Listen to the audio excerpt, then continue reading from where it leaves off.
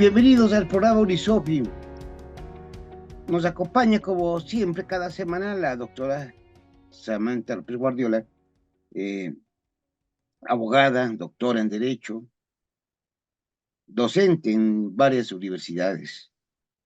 Y, doctora, la escuchamos y vamos a platicar. Estábamos continuando sobre el caso Alvarado Espinosa y otros precisamente contra México, que ha dividido en varias partes por su importancia y que merece una atención especial. Me parece que habíamos dicho que iba a ser dos partes, vamos a hacer tres partes y si es necesario haremos otra para analizar debidamente este caso sometido a la Corte Interamericana de Derechos Humanos y que pues resultó tan importante, no solo para México, creo, me parece que incluso para todos los países, no solo en el sistema interamericano de derechos humanos, sino que también hubo un antecedente mundial, ¿no?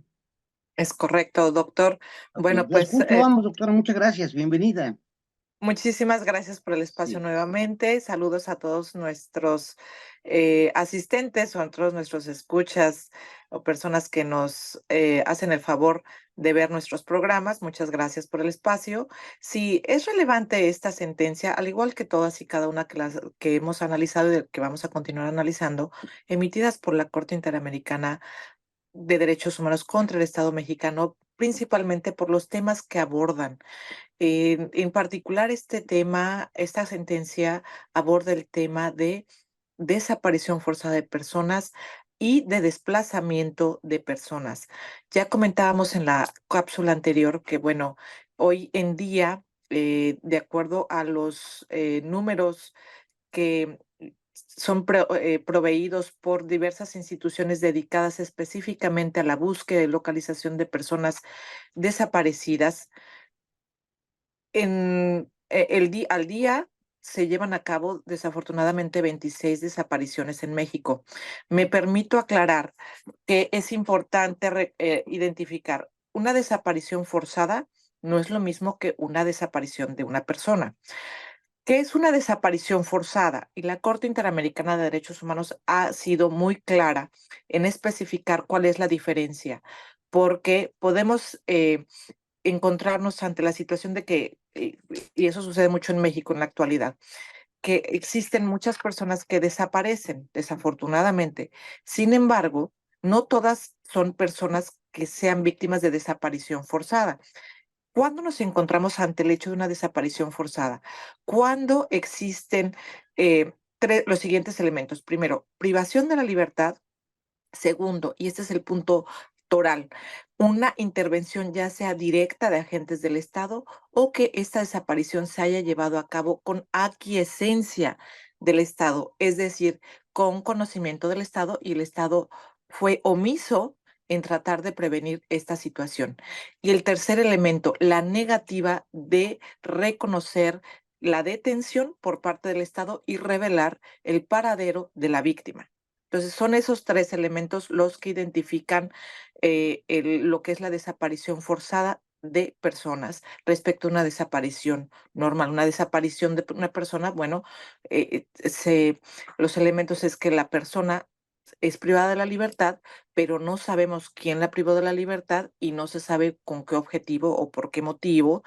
Y también nos encontramos en que su cuerpo o su paradero no se reconoce, ¿no? Entonces, la desaparición forzada de personas es identificada por la Corte Interamericana de Derechos Humanos, lo comenté la sesión pasada, como una violación múltiple, compleja y pluriofensiva de derechos humanos.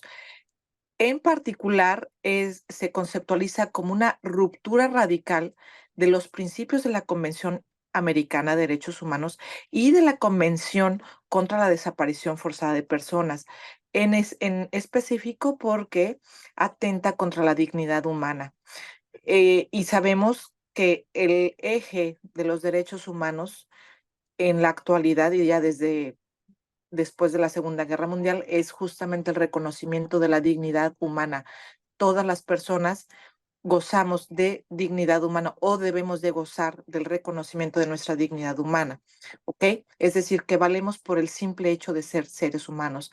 Por lo tanto, En respecto de la desaparición forzada de personas, cuando el Estado, en particular el Estado mexicano, firma la Convención Americana y demás tratados internacionales, bueno, se obliga a cumplir con justamente las obligaciones que ésta establece. En materia de desaparición forzada de personas es justamente la investigación del delito, ¿ok? Que tiene que ser una investigación con diligencia dentro de un plazo razonable y que además se debe reconocer durante esa investigación el derecho a la verdad y el deber de cooperación del Estado en todo momento. ¿Ok? ¿Con quién? Con las víctimas y con la sociedad. Es importante mencionar que este tema de desaparición forzada de personas ha estado presente en todo el mundo, pero en particular en nuestra América Latina a partir de los años 60, cuando nos encontramos frente a diversas dictaduras que han azotado nuestra población. En particular, referimos varios casos que me gustaría mencionar brevemente, que es en 1974, es respecto de una desaparición de 3 mujeres en Bolivia. Y bueno, en ese caso, aun cuando la Corte y la Comisión Interamericana aún no desarrollaban jurisprudencia respecto del tema, sí y, le ordenan al Estado, es decir, en este caso a Bolivia, que investigue el paradero de estas mujeres. El segundo caso se da en 1976, cuando empiezan ya la Corte y la Comisión a analizar el tema como un patrón sistemático bajo las dictaduras, es decir, la desaparición forzada de personas empieza a darse más frecuentemente en nuestra América Latina. En 1988 y 1989, a raíz de los casos hondureños de desaparición forzada de personas, es cuando la Corte verdaderamente entra al fondo del estudio de los hechos y a partir de aquí se van conociendo diversos casos, como es en 1997 el caso Castillo Páez contra el Perú. Después tenemos Blanco Romero y otros contra Venezuela, caso Masacre del Pueblo Bello contra Colombia, Ansualdo Castro contra otros y otros contra Perú. Es decir, tenemos diversos casos. En México tenemos el caso emblemático del caso Radilla Pacheco, perdón. Este caso Radilla Pacheco, vamos a abordar el tema en una próxima edición, pero fue también de las sentencias que habla de desaparición forzada de personas. Acá ha sido en 1974 esta desaparición de el señor Radilla Pacheco, quien era un defensor de los derechos humanos en Guerrero y que aún su cuerpo no se ha encontrado. Entonces, en este sentido es una sentencia emblemática para el Estado mexicano y como usted bien lo menciona, y tuvo un gran impacto porque a raíz de esa sentencia es cuando se da la eh, reestructuración, reforma constitucional de 2011 en materia de derechos humanos. Regresando al tema de que nos ocupa el día de hoy, desaparición forzada. Bueno, la desaparición forzada genera angustia, genera desesperación y genera temor en la sociedad y en las familias. ¿Cuáles son los derechos violados? Esencialmente es el derecho a la vida, a la integridad personal, a la libertad personal y el derecho al acceso a la justicia. En ese sentido, los estados tienen obligaciones de respeto y de garantía.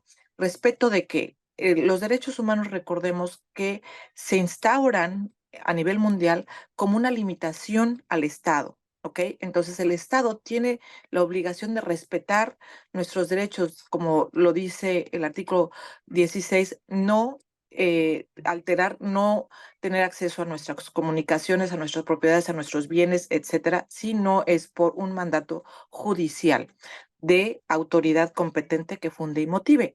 Por tanto, los derechos humanos son justamente eso, una limitación al poder para que el Estado tenga una limitación, tenga un alto respecto de sus funciones. Es decir, tengo un marco muy claro, muy específico de cuáles son sus tareas, cuáles son sus obligaciones y qué es lo que se debe respetar y cuáles bienes como es la propiedad privada y los bienes personales, quedan totalmente fuera del alcance del Estado para ser transgredidos si no es por un mandato judicial. Y el tema de garantizar, bueno, el tema de garantizar es muy interesante porque es una obligación del Estado de que tiene que utilizar todo el aparato del Estado para materializar el respeto a los derechos humanos. Situación que desafortunadamente en la actualidad de nuestro país vemos que desafortunadamente no se cumple. Lo anterior abarca tanto prevenir como investigar, sancionar y reparar en cualquier tipo de violación en materia de derechos humanos. Entonces, es importante reconocer que el Estado tiene esta obligación y otra cosa importante, otro punto importantísimo es reconocer que en tema de desaparición forzada de personas, el derecho a la verdad es un derecho por parte de los familiares y de la sociedad.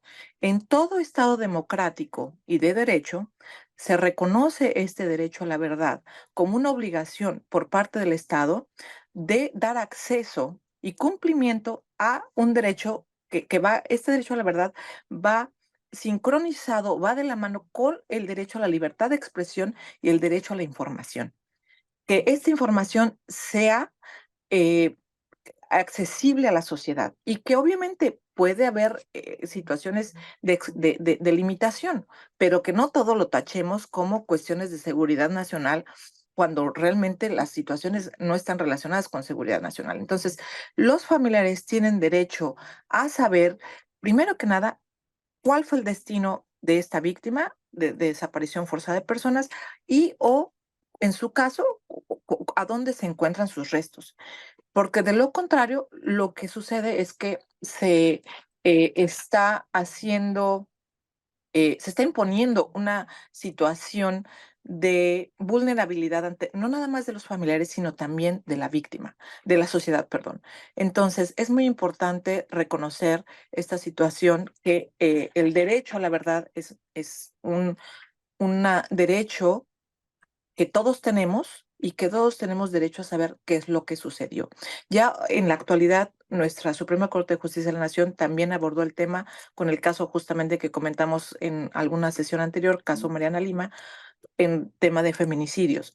Pero este derecho a la verdad aplica en todos los casos en donde exista una víctima, que esa víctima sea víctima de un delito, cualquier tipo de delito, tenemos derecho a la verdad. Y también, por supuesto, que tenemos derecho a un recurso efectivo.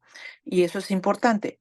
Desafortunadamente, nuestro amparo, la verdad es que celebro que se haya hecho una reforma en 2013 respecto del amparo, que nos da una perspectiva más amplia para poder presentar el amparo respecto de diversas situaciones, en particular, por ejemplo, cuando hay desaparición forzada de personas. Es cuanto, doctor. Espero que si tienen alguna duda, pues también nos escriban a Claro. nuestro y nos hagan llegar sus preguntas.